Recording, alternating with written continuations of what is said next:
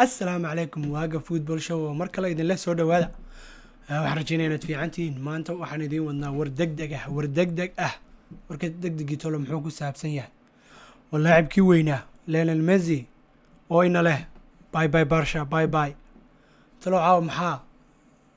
xilligan igu kalifayeen videoga soo duuba because ma jeclaan in video soo duuba caawa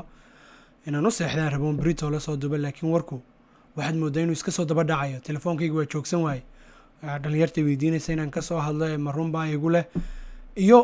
saxaafadii iyo ka soo hadlaysa oo aad moodo nin kasta inuu wax ka qorayo marka hal erey aan ballabaynu ka odhan doonaa Messi codsashada uu ka codsaday Barcelona inuu ka tago sidaynu hadda ka hor maqalnay Messi contractgiisa waxaa ku jiray inuu dalban karo inuu kooxda ka tago mar alla marka uu doono oo uu kaga tegi karo free amba wax lacag aan laga qaadayn kooxdii soo dalbata oo heshiiskiisa bartaa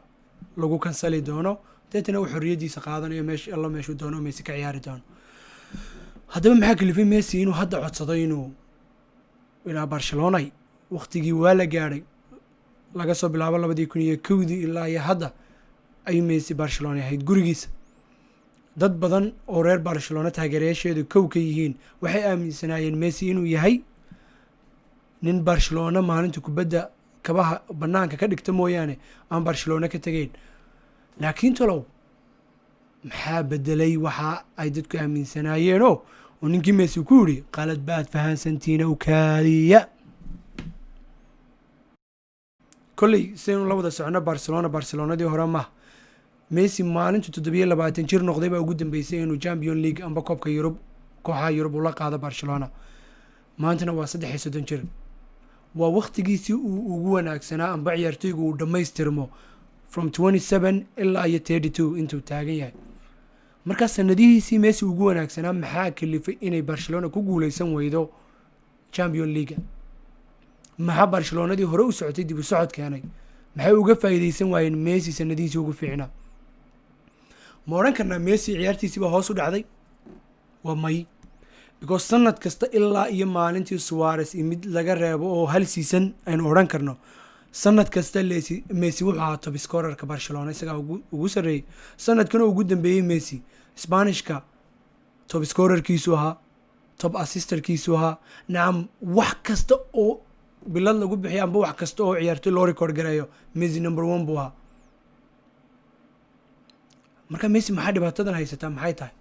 waan ognahay 8 gool Bayern Munich ka dhalisay inay kulay caro weyn ciyaartoyga ku abuurto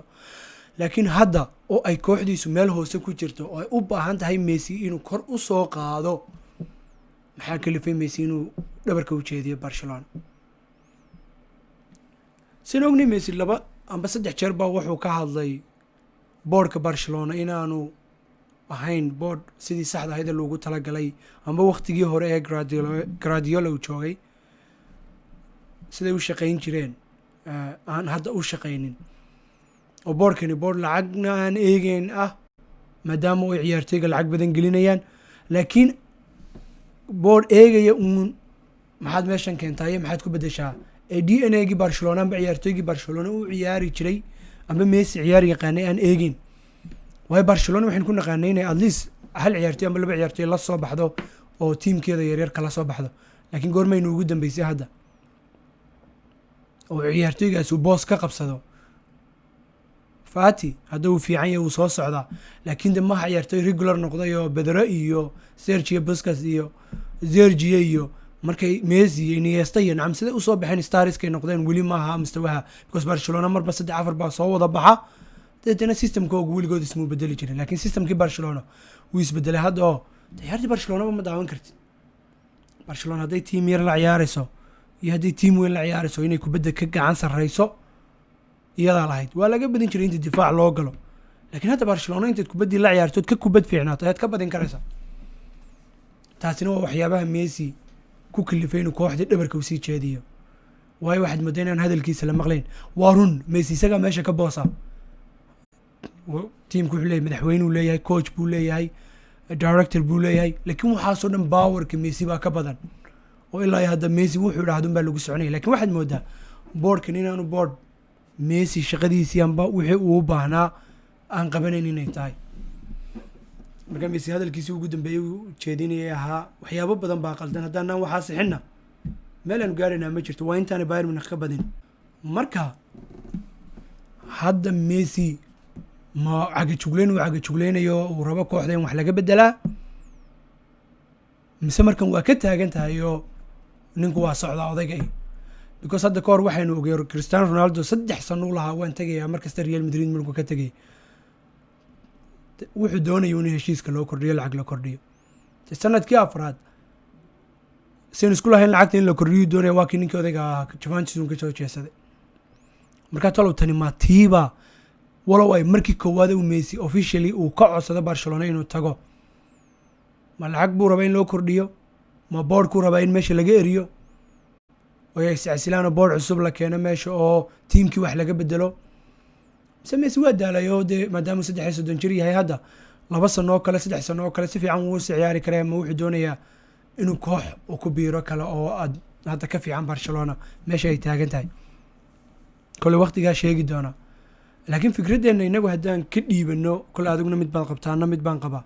tayada anigu waxa aan qabaa Messi inkastoo ciyaartooy kastana kooxdu ka weyn tahay laakiin maanta mustawaha Barcelona taagan tahay inuu Messi ka weyn yahay kooxda Barcelona marka la kooxda Barcelona maamulka kooxda Barcelona iyo boardkeeda inuu Messi ka awood badan yahay oo maanta aanay boardka u baahnayn laakiin Messi ay u baahan yihiin marka waxa xal aanu qaba Barcelona inta isku noqoto imika kulan degdeg ah ayuu ku dhawaaqay madaxweynaha Barcelona kulankaasi ma noqon doona kulan uu isku casilayo uu oranayo war tiimku xagga u baahnayeen kama soo saarine nin iiga fiican baan u sii deynaya Barcelona waan jecelahay Messi ay noo joogo hawshina la sii wado marka Messi waa la hadli karay wax la oran karaa systemkii tiimkii waxba laga bedelayaa noociisa baa lagu noqonaya maadaama coach cusubna loo keenay mise ninkaasi waa nin oran doona war Messi inuu tixgelino maadaama uu inta Messi loo yeelino uu tiimka meel fiican soo gaarsiiyay markasta tiimka uu soo jeeday maanta hadduu codsaday Messi inuu 3-4 sanada u haray inuu sii ciyaaro uu sii yaro nasashada meel kale uga sii ciyaaro war aynu codsigiisa uu saxeexno aynu dhaano walaalow waan kuugu ducaynay intii aad soo gaarsiisay halkana waad ku mahadsantahay walaalow de waa ku ka ilama aha aniga laakiin haddii Barcelona samayso waa wax dhinacam uu galabsaday Messi iyo abaal badan oo Barcelona ku leeyahay weeyaan hadduu ka helo nimanka odayaasha haday jeesadaana waynu eegi doonaa waqtigaa sheegi doonaa marka adiga sidee kula tahay daawade ma u malaynaysaa Messi inuu ku biiri doono koox kale oo Yurub ka dhisan mise Messi xataa hadduu ka taga Barcelona wuxuu oran doonaa maadaama uu rabay kooxdiisii yareed uu ka soo baxay Argentina inuu Argentina ku noqdo wadankaygan doonaya 3 sano hadhay inaan ka ciyaaro amba 4 sano amba ilaa 40 intuu gaari karo Messi inuu ciyaari karo aniga ila tahay marka waxaan rabaa dadkayga reer Argentina inay ku raaxaystaan kubaddeeda sanadahan kasii fadhiisanayo Barcelona waa idin duceeyay Yurubna kama ciyaaraya walaal idiguna soo duceeya aniga saas ila sharaf badan laakiin wararka xanta iska soo daba dhacaya already waxay taagan yihiin ninkii Pep Guardiola oo sidii isaguna Messi uu uga tagay ilaa hadda Champions League ku salaaxila ninkii Messi waa kan baalkii ku adkaaday kooxdii ka xumaad waan isku baahanahay kaalayo bal inuu baalka wada qaadne marka ninkii Messi inuu socdo Barcelona inuu socdo Manchester City ayay u eegtahay sida loo hadal hayo walow Inter Milan ay tahay waa Inter Milan hadda de kooxdii hore maaha laakiin aad moodeenay walow soo yar kacayso Inter Milan ay koox in badan Messi hadal haysa ay tahay ma kula tahay Messi inuu yiraahdo Man City waad awood badantiin in badan baan la igu dacayday Cristiano Ronaldo inuu meel kasta ka ciyaari karo laakiin aanu Barcelona ciyaartooyigii aan la qabsaday inuu Iniesta iyo Xavi iyo kaliya aan la ciyaari karo mooyaane aan cid kale la ciyaari karin markan Inter baan ka degaya Juventus soo sagaar hoolyaalo isku xigta qaaday oo Cristiano Ronaldo haysata ayaan ka hortagaya Inter baan deetana oranaya waa kan koobkii ana Juventus ka soo qaaday in badan baan Barcelona ku dhuumanayay war waa kan ay arkaynan meel kasta wax ka qaban karo hadduu Messi taa sameeyo kole taageerayaal badan oo ku Ronaldo amba dad badan oo kale kubadda falanqeeyo uu arkayay Messi inuu meel yar ku raaxaysanayo ku jira wax weyn ay ka bedeli doontaa fikradooda marka kole waqtigaa sheegi doona laakiin inaga waxaan arrinkeena yar amba clipkan aan ugu talagalay inaan kaga hadlo barnaamijkeena yar hawshu way soo adkaatay ninkii Messi waxaan islahaa 2-3 sano oo kale Barcelona uu soo taagnaanaya hawshu waxay u badan tahay inuu ninkii de macsalaamayna leeyahay marka bal fikradiina soo dhiibto oo maxaad u malaynaysan Barcelona ma noqon doontaa koox meeshii ay taagan oo horyaalkii ku tartamaysa oo koobkii Yurub ku tartamaysa